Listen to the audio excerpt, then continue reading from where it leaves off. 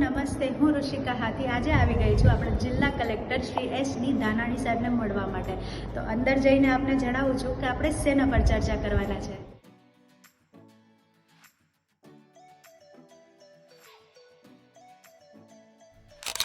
મારા નમસ્કાર, હું છું ઋષિકા હાથી અને આજે હું આવી છું આપણા કલેક્ટર શ્રી એસ.ડી. ધાનાણી સરની મુલાકાત લેવા માટે.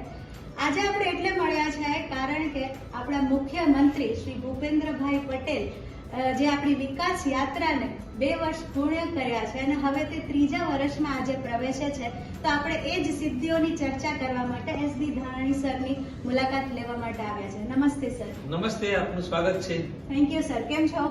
ખૂબ મજામાં છે. સર, હવે આપણે આ વિકાસ યાત્રાની આજે થોડી વાત કરવાની છે. તો સર, મને એ આપની પાસેથી જાણવું છે કે આ નાગરિકો માટે જે પરિવહન છે એના માટેની જે સુવિધાઓ કરી છે, તો એના માટે આપના શું વ્યૂઝ છે સર? આપે ખૂબ સારો પ્રશ્ન પૂછ્યો છે. આજના જમાનામાં નાગરિકો એટલે કે લોકો એક સ્થળેથી બીજે સ્થળે જવા માટે અસંખ્ય પ્રસંગો બને છે. આવા સમયે આપણા રાજ્યની વાત કરીએ તો નવા એરપોર્ટો વિકસી રહ્યા છે. આપણું પોરબંદરનું એરપોર્ટ છે, એના માટે પણ આપણા પ્રયત્નો ચાલુ છે. સાથે સાથે ભારત સરકાર સાથે સૌલભ્ય લઈને નવી ટ્રેનો શરૂ થઈ રહી છે. આ ઉપરાંત આપણું ગુજરાત રાજ્ય માર્ગ વાહન વ્યવહાર નિગમ કે જે એસટી બસો છે, ખૂબ નવી બસો અને ખૂબ વધારે રૂટ સાથે ફરી રહી છે. અને હું તો કહી શકું કે આજે નાગરિકને કોઈ એક સ્થળેથી બીજી જગ્યાએ જવું હોય તો એની પાસે ઘણા બધા વિકલ્પો ઉભા છે અને એ પોતાની રીતે સારો વિકલ્પ પસંદ કરીને મુસાફરી કરી શકે છે. એ માટે રાજ્ય સરકારને આપણે જેટલું અભિનંદન આપીએ એટલું જ છે. ખૂબ જ ઉમદી વાત છે કે આપણું ગુજરાત ખૂબ જ સારી રીતે પ્રગતિ કરી રહ્યું છે. અને સર, હવે હું પ્રોફેશનલી આમ જો તો શિક્ષણ માટે થોડીક વધારે ઉત્સુક છું, તો એનો મને એક સરસ મજાનો પ્રશ્ન આપણે પૂછવાનું મન થાય કે શિક્ષિત ગુજરાત મિશન સર, આજકાલ જોઈએ તો શિક્ષણ બહુ આગળ વધી રહ્યું છે, તો સર આપનું એ કઈ રીતે વિકાસ કરે છે ને એ મારે વ્યૂઝ જાણવા છે.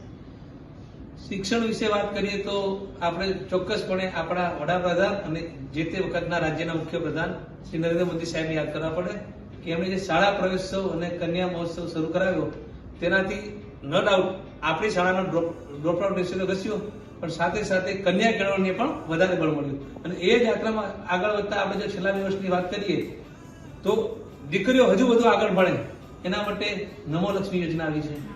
ખૂબ સારી યોજના છે અને આપણા જિલ્લાની દીકરીઓ, આપણા રાજ્યની દીકરીઓનો સારો લાભ રહી છે. સાથે સાથે હવેનો જમાનો વિજ્ઞાન અને ટેકનોલોજીનો છે, તો વિજ્ઞાન પ્રવાહ પણ વિદ્યાર્થીઓ આગળ વધે અને એમાં વધારે ને વધારે એ લોકો પોતાની કારકિર્દી બનાવે, એના માટે નમો સરસ્વતી યોજના પણ આવી છે, એનો પણ લોકો લાભ રહ્યા છે. અને હું આપના માધ્યમ થકી લોકોને પણ અપીલ કરું છું કે આ બંને યોજનાનો લાભ લઈ આપના દીકરા દીકરીઓને શિક્ષણ ક્ષેત્રે ખૂબ આગળ લાવો. હું આપને એક ઉદાહરણ આપીશ. હમણાં 2024માં લોકસભાની ચૂંટણી યોજાઈ ગઈ, એમાં આપણે જાણીએ છીએ ચૂંટણી પંચ દ્વારા ઓબ્ઝર્વરની નિમણૂક થતી છે, જે સમગ્ર ચૂંટણી પ્રક્રિયાનું નિરીક્ષણ કરતા હોય છે. આ ચૂંટણીમાં આવા જ એક ઓબ્ઝર્વર આવેલા હતા અને એને અમે મતદાન કેન્દ્રોની મુલાકાતે લઈ ગયા, ચૂંટણી પહેલા પણ અને ચૂંટણી દરમિયાન પણ. તો એ વખતે આપણા ગુજરાતની શાળાઓની જે ભૌતિક સુવિધાઓ છે, જે બિલ્ડિંગ છે, એ જોઈને ખૂબ જ આનંદિત થયા હતા. અને એમને એવું થયું કે એક એસી સ્કૂલ બનાવી આપને. મેં કીધું ના, તમે કોઈ પણ સ્કૂલે આવો મારી સાથે, તમામ સ્કૂલો આવી છે. અને અમે ઘણા બધા સ્કૂલે ગયા અને એમને ખૂબ જ ગર્વ અને આનંદ લાગણી થઈ કે ગુજરાતમાં માત્ર શિક્ષણ નહીં પણ શિક્ષણની સાથે શિક્ષણના જે શાળાઓ છે, ભૌતિક સુવિધાઓ એ પણ આગળ વધી રહી છે. અને અમે પણ અમારી પાસે આજે જો પોરબંદરની વાત કરીએ તો ડિસ્ટ્રિક્ટ મિનરલ ફંડ છે, એમાં પણ અમે હજી પણ ક્યાંય શાળામાં જો પૂરતા ઓરડા હોય, સરકારશ્રી તો ગ્રાન્ટ છે પણ અમારી ગ્રાન્ટ પણ આપીએ છીએ, માન્ય પદાધિકારી જે પોતાની ગ્રાન્ટ આપે છે. એ રીતે શિક્ષણમાં ક્યાંય કોઈ પણ પ્રકારની કચાશ ન રહે એના માટે સરકાર ખૂબ જ પ્રયત્નશીલ છે. ખૂબ જ સરસ, થેન્ક યુ સર. આ વાત જાણીને ખૂબ જ આનંદ થયો કે આપણે શિક્ષણ તરફ પણ આગળ વધી રહ્યા છે. સાથે સાથે ખાલી શિક્ષણ જ નહીં, ઇન્ફ્રાસ્ટ્રક્ચર પણ સ્કૂલોનું ખૂબ જ સરસ કરવામાં આવી રહ્યું છે. તો આપણા જે ગુજરાતના સ્ટુડન્ટ્સ છે એમને ખૂબ જ સારો આનો લાભ મળી રહે. સર, એક હવે લાસ્ટ ક્વેશ્ચન તમને પૂછવા માંગીશ. આપણી પોરબંદરની જનતા માટે આપનો મેસેજ શું રહેશે? પોરબંદરની જનતા માટે હું એટલું જ કહીશ કે આપે નિરાશ થવાની જરૂર નથી.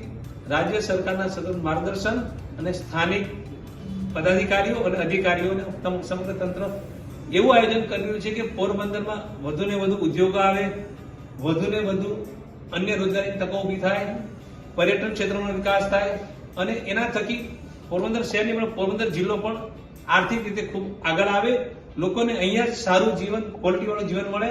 અને જે થોડું ઘણું સ્થળાંતર થયું છે અટકે, આપણે સોમનાથ અને દ્વારકાની મધ્યમાં છીએ, તો એનો પણ લાભ મળે એ રીતે પણ અમે વિકાસ કર્યા છીએ. અને છેલ્લે એક આપણે વાત કરીશ, આજે આપણે જયારે આપણે કહ્યું 2 વર્ષની ઉજવણી કરીએ છીએ, તો કદાચ રાજ્ય સરકારની આ છેલ્લા 2 વર્ષમાં જે નવી નવી નીતિઓ જાહેર થઈ છે, કદાચ હું લિસ્ટ કરવાનું શરૂ કરું તો આપણને કદાચ સમય ઓછો પડે.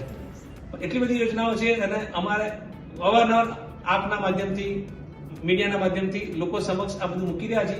તમામ પ્રજાને, તમામ નાગરિકોને વિનંતી છે કે આપ આ તમામ યોજનાઓનો સારો લાભ લો અને પોતાનું જીવન ઉજ્જવળ બનાવો.